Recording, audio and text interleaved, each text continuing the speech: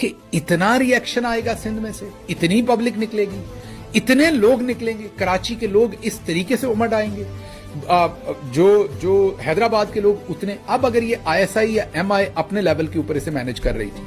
उन्हें तो नहीं पता था कि इतना बड़ा ब्लास्ट हो जाएगा, और हो सकता है वो ब्लास्ट इतना बड़ा हुआ हो कि आसिम मुनीर साहब भी हिल गए हों कि ये क्या हुआ, और उन्होंने कहा रोको इसे। तो वो जो एक स्ट्रेटजी थी कि थोड़ी सी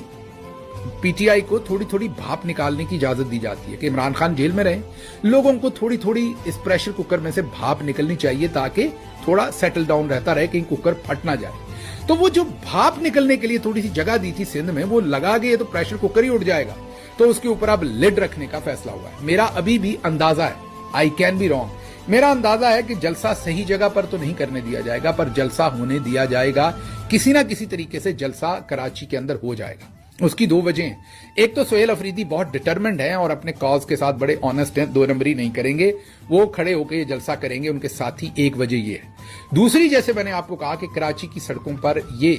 सोहेल अफरीदी और उनके साथियों के साथ वो नहीं करेंगे जो पंजाब की सड़कों पर इन्होंने किया, क्योंकि मैंने आपको बताया कि वो जो ब्रिटिश तरीका है सोचने का, उसमें ये मैं भी आपको एक्सप्लेन नहीं कर पाता कई चीजें, लेकिन कई चीजें मैं समझ पाता हूं, समझा नहीं पाता। I am sorry about my ये जो मेरी एबिलिटी नहीं है मेरे में, लेकिन मैं ये आपको बताऊंगा कि ये बहुत सारी चीजें जो पंजाब की सरजमीन पर कर सकते हैं वो सिंध की सरजमीन पर नहीं कर सकते, और थोड़ी सी ये स्टीम निकलने भी देना चाहते हैं ताकि प्रेशर कुकर ही ना फट जाए, क्योंकि इमरान खान को लंबे अरसे तक जेल में रखना चाहते हैं, तो थोड़ी थोड़ी स्टीम निकलने देना चाहते हैं। इसलिए जलसा इवेंचुअली शायद तमाम रोक टोक के बाद होगा, और मुझे यह भी यकीन है कि भरपूर जलसा होगा, लोग निकल कर भी आएंगे। लेकिन इन्होंने एकदम से जो स्ट्रेटेजी चेंज की वो अवाम के रिएक्शन और विद इन इनके इंस्टीट्यूशन में भी इनको क्लैरिटी नहीं थी कि ये हम क्या कर रहे हैं। जैसे टेलीविजन पर पहले सोहेल अफरीदी की खबर चलने दी, फिर उसको रुकवाया। दे वर नॉट एक्सपेक्टिंग कि ये रिएक्शन इतना आ जाएगा, और शायद आईएसआई या एमआई अपने लेवल के ऊपर ये मैनेज कर रही थी कि थोड़ी स्टीम निकालते हैं ताकि हमारे लिए चीजें